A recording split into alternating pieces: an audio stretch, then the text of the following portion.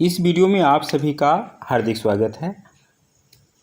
प्रत्येक परीक्षा में क्वेश्चन में कुछ न कुछ गलतियां होती है। यहाँ पर हम पॉलिटेक्निक प्रवेश परीक्षा में क्वेश्चन में किस किस तरह की गलतियां होती है, अगर ऐसी गलती क्वेश्चन में दिखे तो आपको क्या करना चाहिए।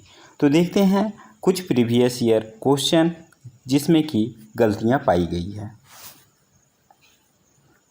यहाँ पर झारखंड पॉलिटेक्निक प्रवेश परीक्षा 2019 का ये पेपर है। इसमें in the figure a semi circle with centre O a drawn on A B 8 centimetre if angle A B P is 60 degree, इसका मान 60 डिग्री है।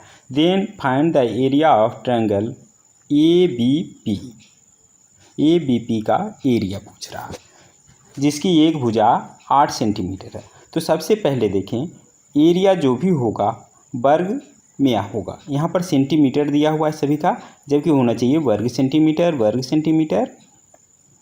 यह इंग्लिश और हिंदी दोनों में है, तो सभी का ऑप्शन में ये सेंटीमीटर की जगह पे वर्ग सेंटीमीटर होना चाहिए। लेकिन इस प्रश्न में हटाया नहीं गया, न्यूमेरिकल वैल्यू जिसका सही है वही आंसर मान लिया गया। देखते हैं अगला प्रश्न।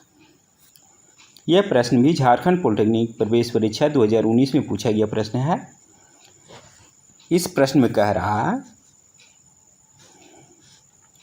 शीर्ष पर आंशिक रूप से टूटा हुआ पेड़ अपने आधार से 10 मीटर की दूरी पर जमीन छूता है। एक पेड़ है जो कि जमीन से 10 मीटर की दूरी पर टूटा हुआ पेड़, पहले ऊंचा था, यहाँ से टूट गया, टूटने के बाद में यहाँ पे 10 मीटर की दूरी पर जमीन छूता है और धरती से 30 डिग्री का कोण बनाता है। तो पेड़ की लंबाई क्या है? तो पहले जो पेड़ की लंबाई होगी वही पेड़ की लंबाई इसकी भी होनी चाहिए। लेकिन जब इंग्लिश में आप देखें तो इस यहाँ पे लास्ट में कह रहा the height of the tree is, जब हाइट की बात आए टूटने के बाद क्या होगा, अब इसकी ऊंचाई इतनी ही रह जाएगी। यही दोनों में अंतर है। इंग्लिश में हाइट पूछ रहा है और इंग्लिश में लेंथ पूछ रहा है, लंबाई। जबकि अगर हाइट को अगर सही माने तो यहाँ पर लंबाई की जगह पे ऊंचाई होना चाहिए था। इस प्रश्न को ऑब्जेक्शन रेज होने के बाद भी इंग्लिश वाला को सही माना गया, हाइट पूछा गया, मतलब ये हाइट जिसने सही बनाया होगा उसका आंसर सही होगा। और इस प्रश्न में हिंदी मीडियम वाले स्टूडेंट का नुकसान हुआ होगा, क्योंकि लंबाई के बारे में जो पेड़ की पहली लंबाई टूटने से पहले होगी उसकी लंबाई निकाला होगा। इसमें ये ट्रांसलेटर की गलती होगी, हाइट का हिंदी उसने लंबाई लिखा, जबकि हाइट का हिंदी ऊंचाई होता है। देखते हैं अगला प्रश्न। यह प्रश्न झारखंड पॉलिटेक्निक प्रवेश परीक्षा 2018 का है। Question number 109।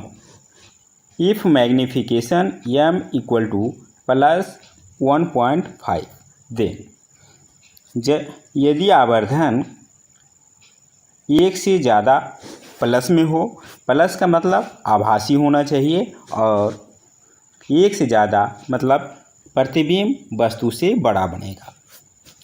तो देखिए ऑप्शन बी में दिया हुआ है प्रतिबिंब का आकार वस्तु के आकार से बड़ा होगा, लेकिन यहाँ पर वास्तविक दिया हुआ है इसलिए यह ऑप्शन नहीं होगा।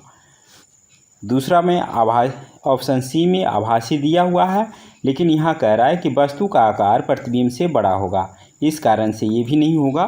तो इसमें कोई भी करेक्ट ऑप्शन नहीं है, नो करेक्ट ऑप्शन।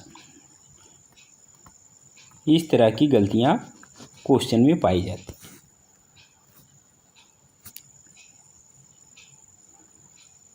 यह क्वेश्चन दिल्ली पॉलिटेक्निक प्रवेश परीक्षा 2017 के क्वेश्चन पेपर से लिया गया है। इसमें देखें, convex lens forms the image of sun at, Hindi में दिया हुआ एक उत्तल दर्पण। लेंस का हिंदी दर्पण दिया हुआ है, जबकि दर्पण का इंग्लिश मिरर होता है। अगर लेंस को सही माने तो यहाँ पर लेंस होना चाहिए, और अगर दर्पण को सही माने तो इंग्लिश में इसे मिरर होना चाहिए था। तो ये यहाँ पर गलती है।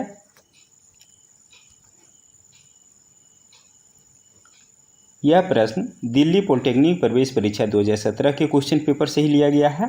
देखें, inside a solenoid the magnetic field is, solenoid के अंदर मैग्नेटिक फील्ड होता है। यहाँ पर देखिए, इनसाइड का मीनिंग यहाँ नहीं दिया हुआ। किसी कुंडली में चुंबकीय क्षेत्र होता है, अंदर होना चाहिए। किसी कुंडली के अंदर चुंबकीय क्षेत्र होता है, प्रश्न ये होना चाहिए था। इसमें ट्रांसलेटर की गलती है। तो इस तरीक़ा से ज़्यादा गलतियाँ हिंदी मीडियम वाले स्टूडेंट को सहनी पड़ती हैं। देखते हैं अगला प्रश्न। यह प्रश्न यूपी पॉलिटेक्निक प्रवेश परीक्षा 2015 के क्वेश्चन पेपर से लिया गया है। क्वेश्चन नंबर 25, यदि P2 बराबर 0 तो Px का एक गुणनखंड होगा। इसका इंग्लिश में ट्रांसलेशन दिया हुआ है, if P2 equal to 0 then Px is a factor of. यहाँ पर क्या होना चाहिए, Px का फैक्टर कौन होगा। तो इसका होना चाहिए था then a factor of Px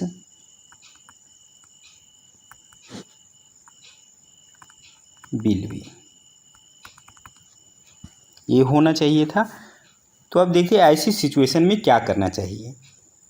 सबसे पहले देखते हैं कि क्वेश्चन जनरली कैसे प्रिपेयर होता है। सबसे पहले क्वेश्चन सेट करने के लिए एक्सपर्ट को बुलाया जाता है। जनरली एक्सपर्ट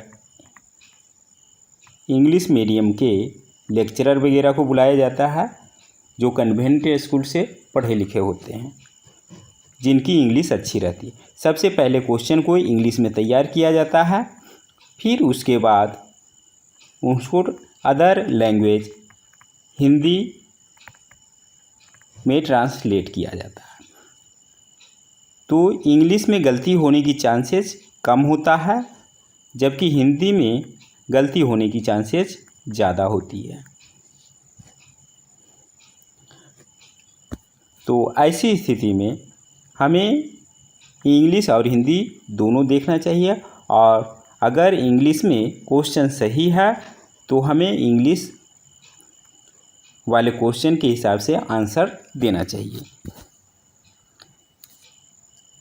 दिल्ली पॉलिटेक्निक का प्रोस्पेक्टस 2019 के अनुसार पारा 11.1 में जैसा लिखा हुआ है, In case of discrepancy in the bilingual question papers, the English version will be considered as the correct version. मतलब इंग्लिश के क्वेश्चन को प्राथमिकता दी जाएगी, इंग्लिश में जो है वही सही माना जाएगा। तो इस हिसाब से अगर क्वेश्चन में गलती दिखे तो इंग्लिश वर्सन को प्राथमिकता देते हुए उसका आंसर बनाएं, और एग्ज़ाम के बाद ऑब्जेक्शन रेज करने के लिए किसी गलत क्वेश्चन पे कहा जाए तो ज़रूर कीजिए।